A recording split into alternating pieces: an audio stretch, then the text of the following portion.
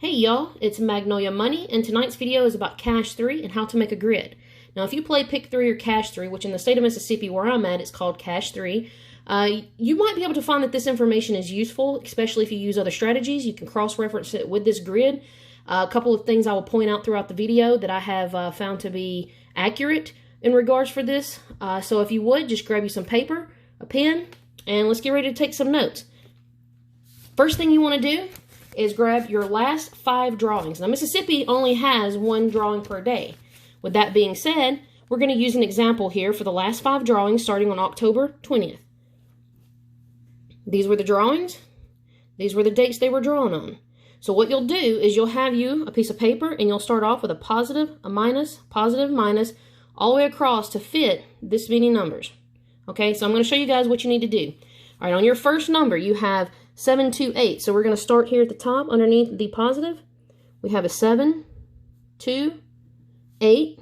The next night was a 1, 3, 6. So we're going to put in 1, 3, 6, 9, 1, 2, 6, 1, 4, and the night before that was a 5, 0, 6. Now I do this every night after the drawing, and I set this up for the next day so that I can go ahead and get an early start on trying to predict or narrow down my numbers, because it does not guarantee you what you will receive for the next night or the next drawing, but it does help kind of eliminate things, and it helps you verify what they call the flip and mirror numbers. So on this grid, what you'll do, once you have your numbers plugged in at the top, you're going to want to start to add and subtract. All right, so what you'll do first is start here with your first column, your first row. It's got the plus sign, so we're going to add 1 to it.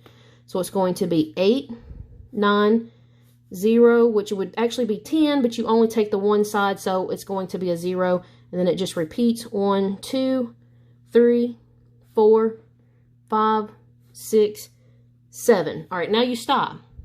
How do you know when to stop? Well, it's because you started with a 7, you end with a 7.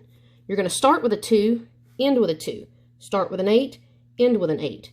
And you're going to repeat that pattern until you are completely done with this entire grid. So the next row, you would have a minus. So you subtract 1. You've got 1, 0, 9, 8, 7, 6, 5, 4, 3, 2. Okay? See? You start with a 2, end with a 2. Now, just bear with me as I complete the rest of this particular grid for you.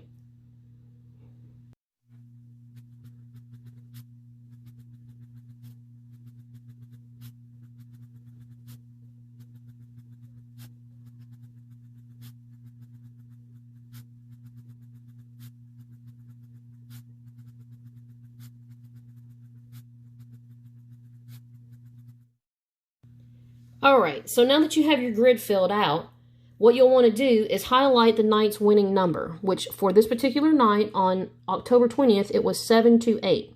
So anywhere that I seen this connected, for time's sake, I went ahead and did this. You will want to go ahead and highlight it. So you would have like 8, 2, 7, you have 2, 7, 8. Here you have 7, 2, 8. They all connect, right? Anytime that they're anywhere on this paper, on your chart, on your grid, whatever you want to call it, you always mark them off, because typically speaking, what happens is that the next night's number is going to touch these numbers. It may not touch every single one of them. It may have one of the numbers up here at random, or it may be just crossing over or even using the numbers that are highlighted. So keep that in mind. Now, what you'll want to do as far as your next step is to start looking and figuring out, okay, can I cross-reference this with, say, a tic-tac-toe? Can I do this for a different type of rundown, a 369, 963, 317, those types of things, which I will explain in other videos. If you're not sure how to do a tic-tac-toe method, I already have a video posted. I will drop that link in the description so you guys can go there and visit it as well and kind of get an idea and start using these things to cross-reference each other. That's what I do. Now, since this was the date of 10/20, we know that the following night's winning number is 365. Okay, so with 365 being the winning number, we already know that because it played on 10/21. So just to show you guys how this method works, I want to implement this into the grid and let you guys see. Now, 365 was the winning number. You have, and I'm going to use a different pen here. We're going to use a blue one. All right, now we're looking for 3, 6, 5 because we know that number played. Here's a 3, 6, 5. We have 3, 6, 5. All right, now you see how they're touching the highlighted numbers from the night before? Now this is not always going to fall right here in this corner, okay? They will not always touch these bottom numbers. They will not always touch the top 3 numbers. However, I do find that most of the time for Mississippi that I have traced back and redone grids for, it usually does come close to this bottom left corner or the top left corner.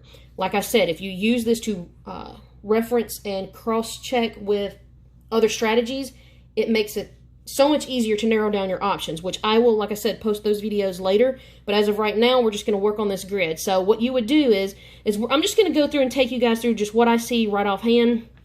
All right, so we have 3, 6, 5 here. See how it touches?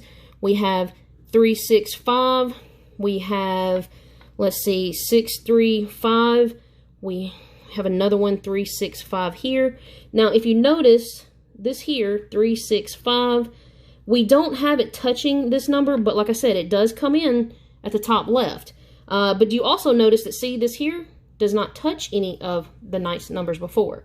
So you can't always rely on that it's exactly going to touch it. Like I said, this is just to kind of help you guys narrow down your options and your choices for the next numbers.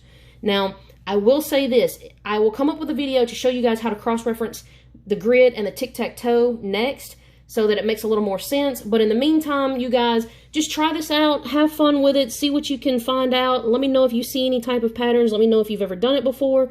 Like I said, this is just something that, you know, here's one right there. So see, you see how they're all over the place. Sometimes you have this in here a lot. You know, this may work for you. It might not. You might find that another strategy is better. But for me personally, this is my base point. This is what I always go back to as my last checkpoint. But you can find, like I said, throughout the entire grid where the 3, 5, and 6 will touch and match up. And that kind of gives you an idea of what you need to do, what to look for. So again, I hope this helps everybody. Let me know what you think in the comments, and I will see you guys soon. Later, y'all.